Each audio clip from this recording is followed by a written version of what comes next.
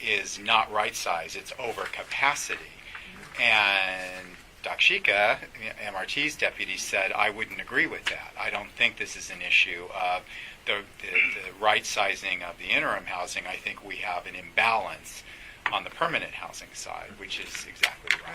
So, but from their perspective, it's like, well, we're putting all this money into bridge housing, and we're not investing enough in on the back end. So, I mean, that's where the problem lies. If we can open that up, then we will not have to spend so much, because bridge housing is expensive. It is. Yeah.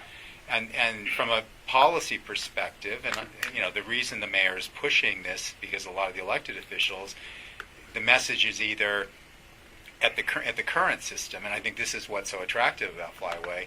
Right now, what we have is you have two choices. You can either let people stay on the streets until you build $500,000 units, which will take 5 years, or you invest in bridge housing now to eliminate and alleviate human suffering on the streets, knowing that you don't have an exit strategy once those beds fill up. Or to look at it differently, because I'm a numbers person, if we took the $60 a person they're paying you for every person in El Puente, that's over $1,800 a month per person. That would fund the rent and the services with money left over if that money were guaranteed to us and we built the Flyway development. Right, exactly. That's a good way of putting that's it. the simple way to think about it. And there's money left over, because then you take about $950 in rent, you take about $600 a month in service dollars, and the balance, which is about $500 according to my math, for $400 to $500, would go to other things. Well, I mean, Plus, people would be in a better place and moving forward, as opposed to housed. This is where I also get very frustrated with people saying they don't want to support a shared housing model when they're happy to spend a lot more money to put them in 10 to a trailer. I know, it wasn't mine. No, John, I'm not frustrated with you. This is what you've taught me, as you know. But it's so. Assuming I'm just the messenger. It's just so frustrating when you look at people and they can say one thing on one hand and then on the other, and they don't see the disconnect. It's just mind-boggling. Anyway. Okay. So, does anybody have any more questions about fundraising or development? I'm sure. If anybody wants to talk about any ideas that they have, that Kate and Andrea would be very happy to meet with you. Yes. Okay. What's old business and new business? Settle down. Let me lead the meeting. So we don't have any old business, but we do have an item of new business, and that is that our most recently added board member, Mayron Taslimi, has resigned from board service. He sent a very nice email today, which I would like to read to you, and then we can take a vote. It didn't come in time for us to put it in the consent agenda, so bear with me. Dear fellow board members, I joined the People Concerned Board over a year ago. My interest in joining the board was purely based on my care for the homeless and my desire to find a way to contribute to their well-being through my expertise as a builder. In the course of the last 16 months, I have come to realize that my current professional obligations, compounded by my family's foundation's engagement and focus on human rights matters, and now my wife's nonprofit school's demands, have not really allowed me to be able to play an effective and meaningful role as a board member. What particularly prompted the decision to resign now was the board's recent direction to restructure its membership and the approach going forward.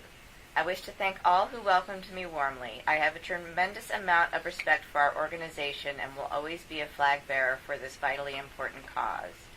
My most sincere gratitude goes to John for all he does. I admire you, John, and this is Mayron speaking. You are a role model for me, and I am grateful to have known you. With loving regards, Mayron. Nice. Yeah. Right. So, grateful that he's going to continue to be a flag bearer for us. So we need to approve his resignation. Can I get a motion? Accept, yeah. What? Okay. Accept his resignation. Second? Second. All in favor? Aye. Opposed? Abstentions? Motion carried. Sarah, I have a couple of quick items. too. Okay. Okay, Okay, when you're done. I'm done. Okay. So just a couple of quick things. Speaking about people in trailers, the Downtown News, the editorial board of the Downtown News, has an award ceremony every year and give out awards of distinction for projects downtown. And El Puente was selected as one of those. So I brought this. We also got a really lovely Lucite award, and it was really nice. Perla and Waldo, who are two of the case managers there, went with me to the event on Tuesday night, and it was really nice to see the attendees. There were about 200 people there. Really gave them, kudos for their work, and it was really nice. It was really nice. So I just wanted to share that with you. So it's just one publication that will not write an article about Colden? Hopefully. That's good to know. But I know the publisher now, so One you know, day. we can do it. On a less happy note, we had, I don't know, probably I doubt if any of you know her, Crochet Beverly, who is one of our program managers at the Village downtown, passed away unexpectedly over the last weekend, and it was. She's only 37 now, 36, yeah. So young.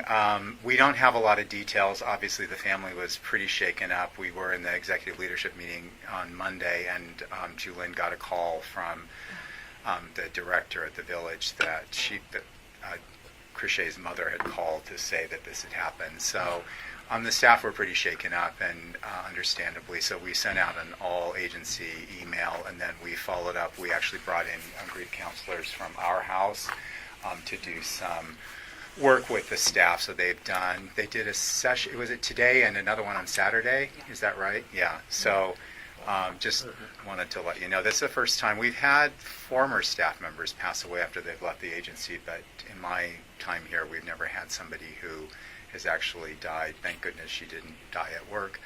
Pass away while they were employed. So just wanted you to be aware of that.